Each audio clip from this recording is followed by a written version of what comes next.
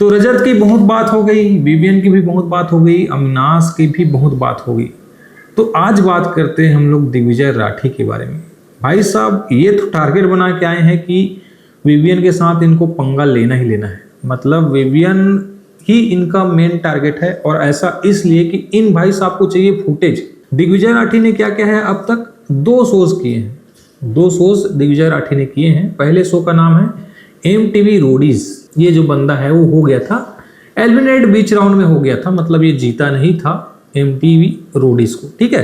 तो ये रोडीज तो नहीं बना।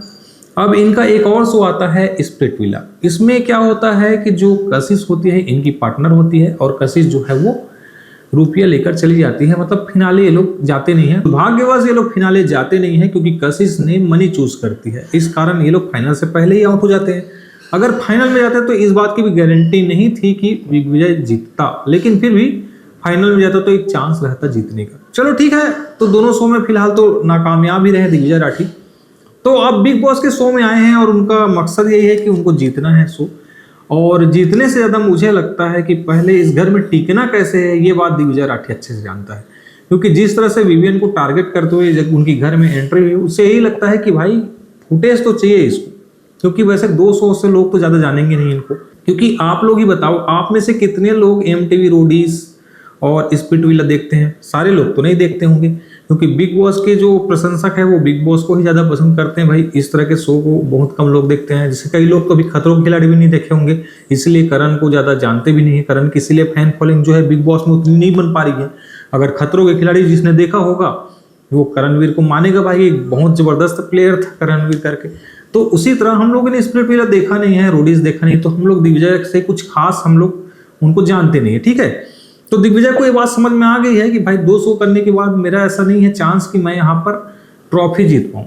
तो उसने सबसे पहले टारगेट कर लिया विवियन को। विवियन को टारगेट करने का उसका मेन मकसद ये था कि विवियन है भाई फेमस बंदा, मतलब फिलहाल टेलीविजन जगत में सबसे स्टार अगर कोई एक्टर है तो वो है अभी इस घर में विवियन।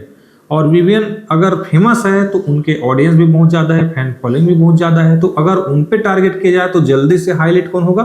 जो भी टारगेट करेगा वो होगा। तो दिग्विजय राठी ने ये अपना जो है गेम यहाँ पर खेलना शुरू कर दिया और विवियन को टारगेट करना शुरू कर दिया। तो दिग्विजय राठी ने अब तक विवियन को 5 बार टारगेट किया है। सबसे पहली बार तो उन्होंने घर में आते ही विवियन का नाम लिया कि भाई विवियन होगा घर का लाडला, लेकिन जनता का लाडला मैं बनूंगा। वहीं से इसने विवियन वाली जो वार है वो शुरू कर दी थी, विवियन वार शुरू कर दी थी। तो उसके बाद जब घर में एंट्री हुई दिग्विजय राठी की तो फिर काम करने से विवियन से मना कर दिया। ये दूसरा जो है चीज है, जब वो विवियन के अगेंस्ट गए, विवियन ने उनको पूछा कि घर का काम करना है, वॉशरूम साफ करना, जो भी करना है, तो नहीं भाई मैं नहीं करूंगा क्योंकि मैं अभी भी आया हूं, मुझे नहीं करना काम। यहाँ पर 2 बार हो गया मना करते हुए। तो तीसरा बार दिग्विजय राठी रजत के साथ विवियन के बेड पर लेट गया, और जब विवियन आए और उनको बोला भाई दिग्विजय ये तो मेरा बेड है, तो क्यों बेड पे नाम लिखा है क्या? तो ये तीसरा पंगा जो है वो विवियन के साथ वहां पर दिग्विजय ने लिया, और ये जानबूझ के है ना, और अभी तो आने वाले और एपिसोड में होंगे पंगा, ठीक है।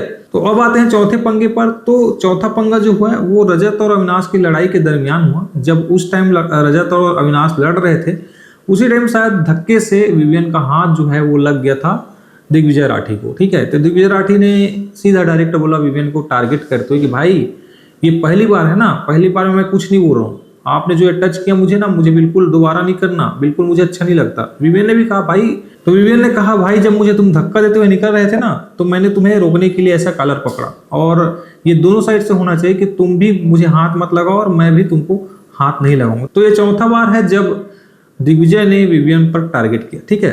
और 5वां पंगा जो है वो टास्क के दरमियान हुआ, जब टाइम गॉड वाला टास्क चल रहा होता है और विवियन को जब गेम से आउट करने की बात होती है, तो उस समय जो हथौड़ा है वो दिग्विजय ले लेता है और कहता है कि मैं विवियन का ही है फोड़ूंगा, क्योंकि भाई मुझे विवियन को हराना है हर क्षेत्र में, और ये बिग बॉस का लाडला है और मैं ही इसको टारगेट करूंगा करके जो उसका मटका होता है वो दिग्विजय तोड़ता है। तो ये 5 बार का पंगा जो है वो दिग्विजय राठी कर चुके हैं विवियन के खिलाफ, और दिग्विजय राठी का इन सब में एक ही मकसद है भाई, फुटेज पाना। क्योंकि अगर वो विवियन के साथ लड़ेंगे तो उनको पता है फुटेज मिलेगा, इसके अलावा आप लोग ये बताइए कि जब से घर में दिग्विजय की एंट्री हुई है तब से आप लोग दिग्विजय को कितना पसंद कर रहे हैं और दिग्विजय का गेम क्या है। रजत के आगे पीछे घूमने के अलावा दिग्विजय का कोई गेम आप लोग को दिखा है कि नहीं दिखा है, कमेंट करके जरूर बताओ। आपको विवियन और दिग्विजय में कौन पसंद है, कमेंट करके ये भी बताओ। और दिग्विजय कितना दिन में आउट होगा ये भी बताओ। आज का वीडियो पसंद आया होगा गाइस तो चैनल को लाइक शेयर सब्सक्राइब करो। मिलते हैं नेक्स्ट वीडियो में। Take care, bye bye.